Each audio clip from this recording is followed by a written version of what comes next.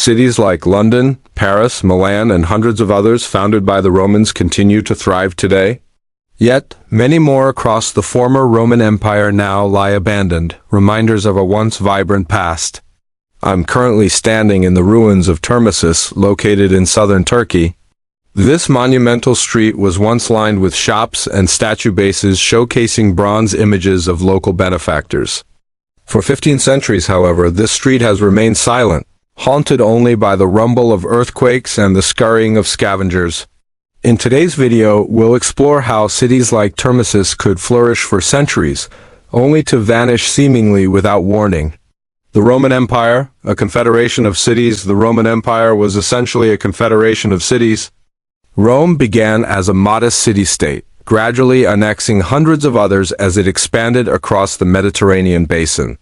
Where cities did not yet exist, the Romans established them, stretching a continuous network of around 2,000 cities from Britain to Syria. Each Roman city was tasked with managing a fixed territory. Its leading citizens collected taxes on behalf of Rome and maintained order in the countryside. In exchange, they enjoyed a share in the prosperity of the Pax Romana, which provided unprecedented opportunities for political advancement. To solidify and commemorate their status, civic elites invested heavily in public buildings. Forums, fountains, aqueducts, baths, gymnasiums, amphitheaters, and avenues lined with statues. These monuments are what still define our image of the Roman city.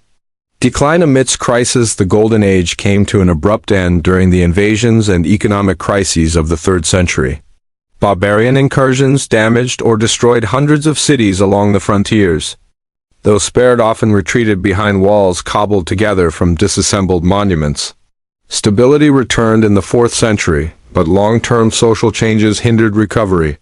Later Roman emperors struggled to persuade local notables to manage their cities.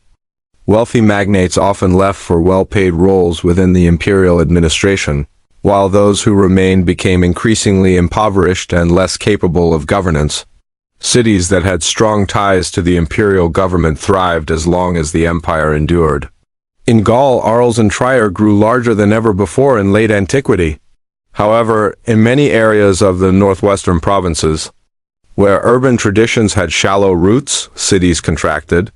Londinium, for example, began losing inhabitants in the late 2nd century and seems to have been completely abandoned after the Roman evacuation of Britain. Factors impacting survival now. Let's explore some of the factors that influence the survival of late antique cities. But first, a word from our sponsor, Ground News. For historians like me, context is everything. And when I need context in today's media landscape, I turn to Ground News. Ground News is a website and app that aggregates news from around the globe, showing which outlets are reporting a story and categorizing them by political bias, factuality, and ownership. For instance, 480 news sources covered the recent presidential visit to Texas. The left-leaning Atlantic offered a critical perspective, stating, "The Trump administration is violating the first rule of disasters." Meanwhile, the World Socialist website, further to the left, bluntly declared, "The perpetrator-in-chief at the scene of the crime." Returning to our topic, cities near the Mediterranean were generally more likely to survive the collapse of the Western Roman Empire than those on the frontiers. Their proximity to still vital trade routes and better chances of being peacefully integrated into the barbarian kingdoms that replaced the empire contributed to their survival. However, in later centuries, coastal cities faced new threats from pirate attacks. Even St. Peter's Basilica was looted by Saracen raiders in the 9th century.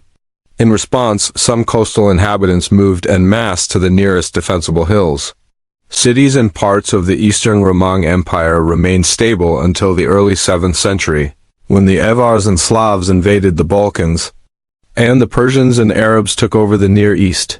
Conversely, cities in Syria and Palestine, close to the center of the newly established Umayyad Caliphate, not only survived but flourished after the Arab conquests. Yet eventually nearly every region suffered raids and invasions. The Anatolian plateau was ravaged by Arab horsemen, driving inhabitants to abandon their cities for fortresses and caves. Climate and landscape invaders were not the only threat. The early imperial era coincided with a period of exceptional warmth. As climate cooled during late antiquity, cities like Sagalassos in the Taurus Mountains struggled to survive. In some cases, the landscapes surrounding cities turned inhospitable. For example, the irrigated fields of Egypt's Fayum Basin suffered from salination, while the harbors of Ephesus and Miletus silted up. Earthquakes caused much of Alexandria and Baia to sink into the sea. Over classical history.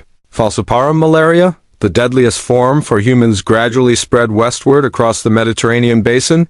Evidence suggests that deforestation led to increased river sediment, creating mosquito-infested deltas. Previously healthy areas transformed into dangerous regions. Malaria played a significant role in turning the Romang Campagna, once renowned for its fertile farms and sprawling villas, into a wasteland that endured until the 19th century. Economic changes even in areas where invasions were infrequent and landscapes remained viable. The fall of the Romang Empire brought profound economic shifts. These changes were most acute along the former frontiers, where numerous cities had relied directly or indirectly on military spending. Across the empire, cities depended on intricate networks of exchange.